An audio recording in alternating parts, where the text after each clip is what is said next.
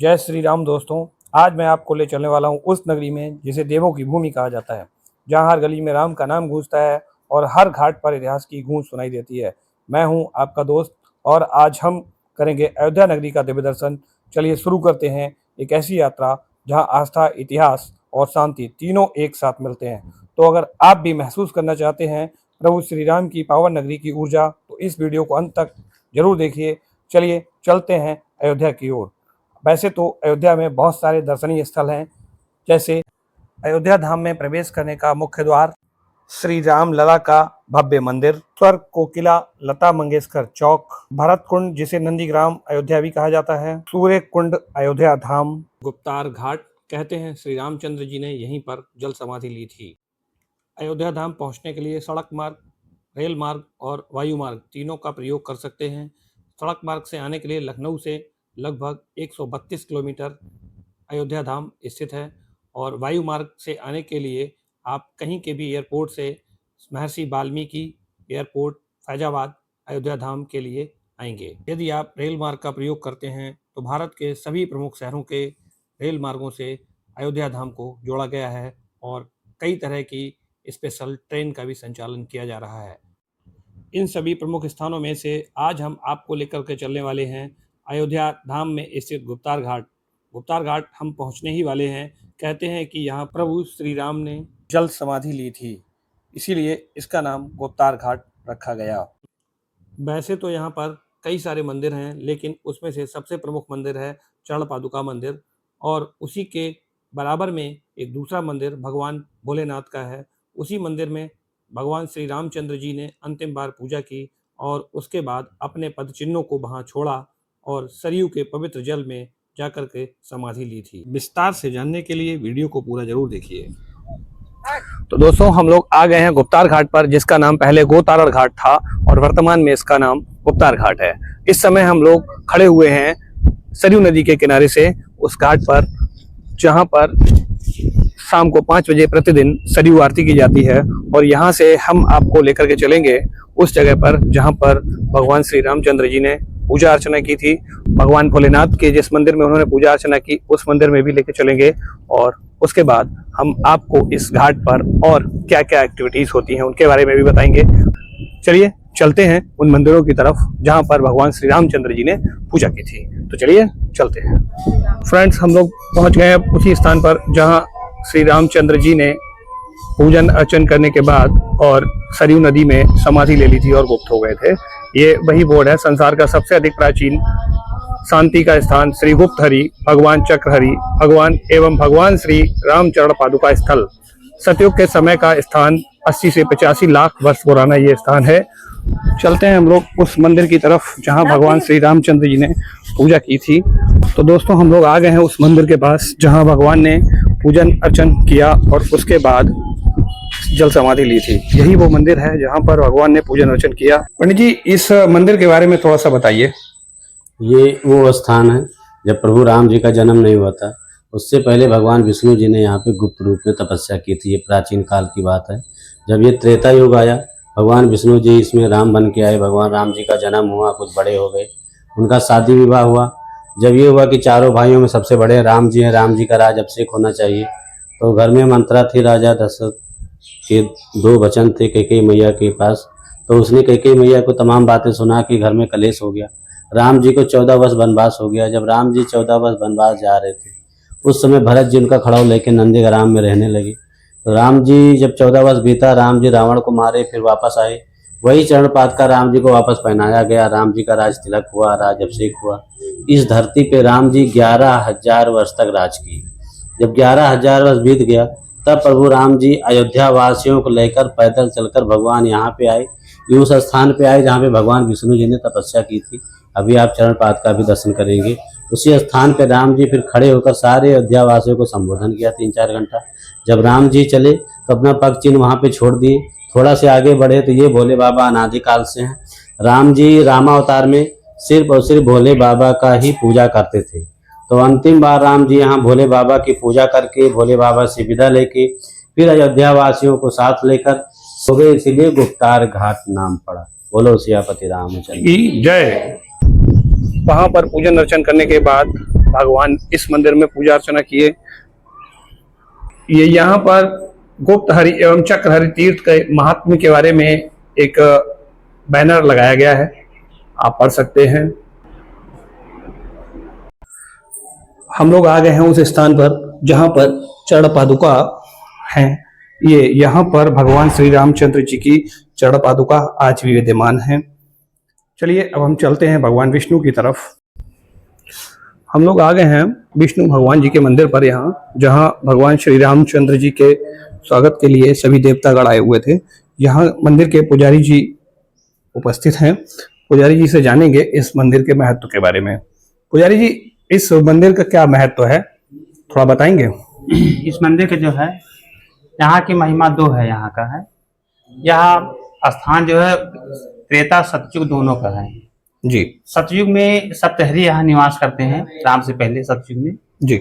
जो सप्तहरी के नाम से है अयोध्या में। जो यहाँ दो हरि हैं, गुप्तहरि, चक्रहरि, चंद्रहरि, बिलहरि, धर्महरि, पुण्यहरि, विष्णुहरि। अच्छा, ये सप्तहरी सतयुग से हैं। इसका पुराण अयोध्या महात्म वैष्णव खंड में है।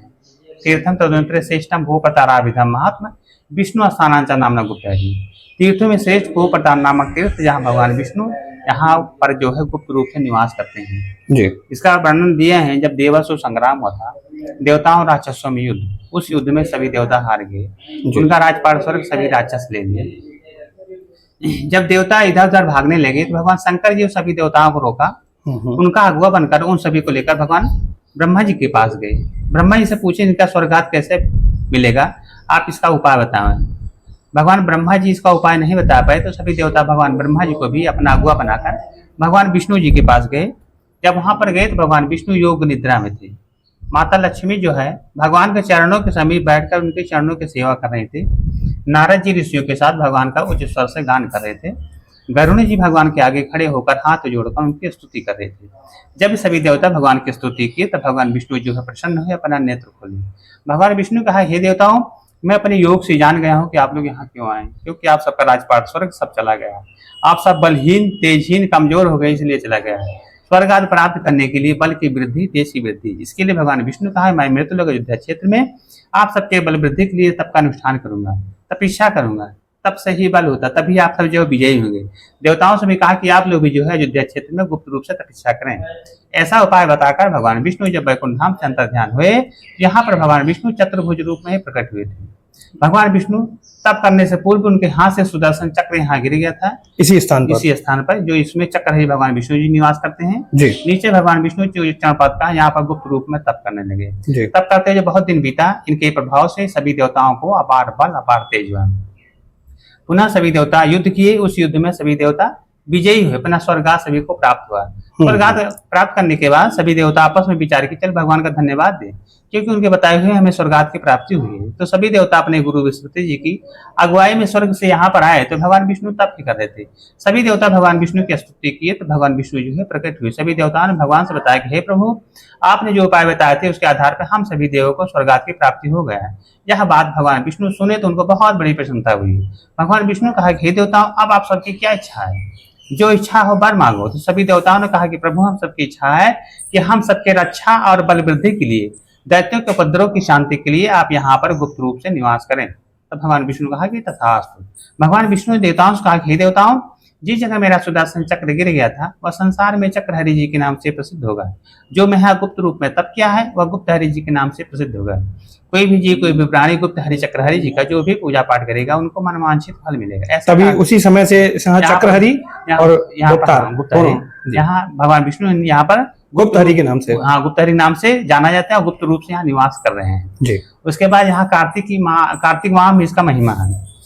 कार्तिक में तीर्थों के राजा प्रयाग तीर्थों के साथ आते हैं, सरयू में स्नान करके गुप्तहरि चक्रहरि पूजा पाठ करके एक माह कार्तिक भर यहाँ वास करते हैं। अच्छा। देवराज इंद्र भी आते हैं देवताओं के साथ, वो भी जो है गुप्तहरि चक्रहरि पूजा पाठ करके एक माह कार्तिक भर वास करते हैं। क्योंकि भगवान विष्णु यहाँ निवास करते हैं, उन्हीं के सानिध्य में सभी देवता वास करते हैं।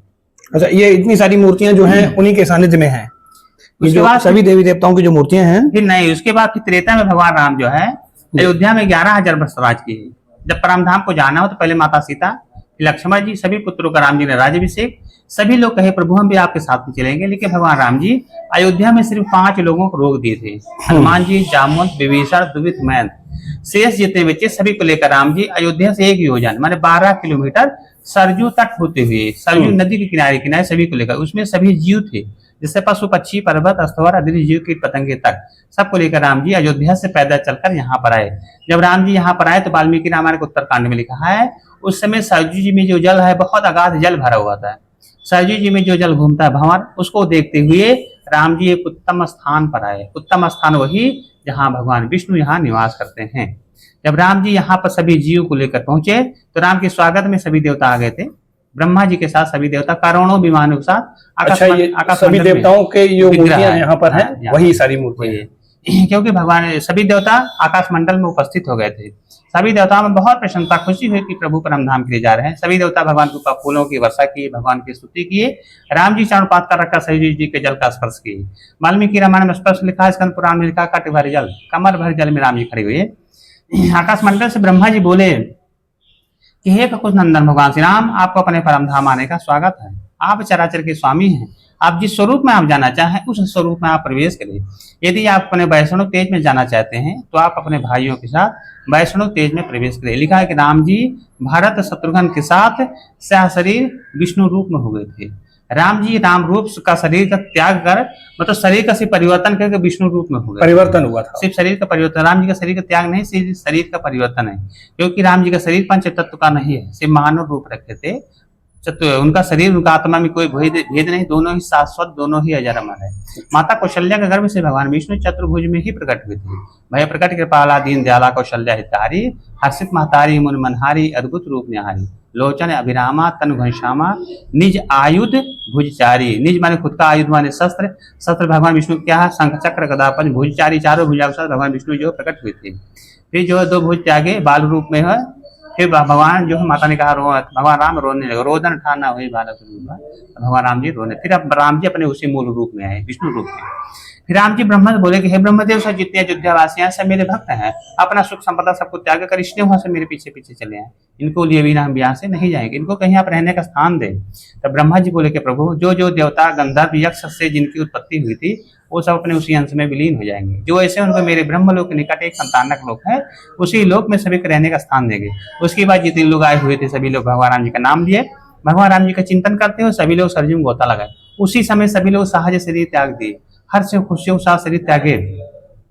गोस्वामी तुलसीदास लिखते हैं, जन्मत मरत दुषा दुख हुई। जन्म और मरण के समय बहुत दुख और पीड़ाएं होती, लेकिन राम जी के समय जो शरीर त्यागे प्रसन्नता के साथ, खुशी के साथ शरीर त्यागे। जैसे पुराना वस्त्र त्याग देते हैं, नया वस्त्र धारण कर लेते हैं, उसी प्रकार सभी लोग शरीर त्यागे। जो शरीर से बाहर जो दिव्य शरीर निकला, जो जीवात्मा है देवता रूप में हुए, क्योंकि मोक्ष मिला, वही जाकर विमान पर बैठते गए। जो देवता करोड़ों विमान लाए थे उसी पर बैठते गए। फिर भगवान राम जी का जो वाहन गरुड़ जी है, राम जी अपने वाहन पर बैठे और अपने परम धाम निज धाम साकेत धाम को सभी को लेकर राम जी यहाँ से चले गए थे, क्योंकि ये मोक्ष धाम है। बोलो सियावल रामचंद्र की जय। दोस्तों, दोनों प्रमुख मंदिरों के पुजारियों के द्वारा आपको महत्वपूर्ण जानकारी दी गई। आपने इस वीडियो में देखा कि श्री रामचंद्र जी ने कहां पर समाधि ली और किस तरह से गुप्तार घाट का नाम गुप्तार घाट पड़ा। वीडियो थोड़ी सी लंबी हो रही है, इस वीडियो को हम पार्ट 2 में कवर करेंगे। गुप्तार घाट पर और कौन कौन सी एक्टिविटीज होती हैं, जैसे स्पीड बोटिंग और सरयू आरती का दिव्य दृश्य, वो भी हम आपको दिखाएंगे पार्ट 2। अगर आपको मेरी ये वीडियो अच्छी लगी हो तो वीडियो को लाइक करिएगा, चैनल को सब्सक्राइब करिएगा और बेल आइकन को जरूर से जरूर प्रेस करके रख लीजिए, ताकि आगे आने वाली वीडियो आपको सबसे पहले मिल सके। Thank you.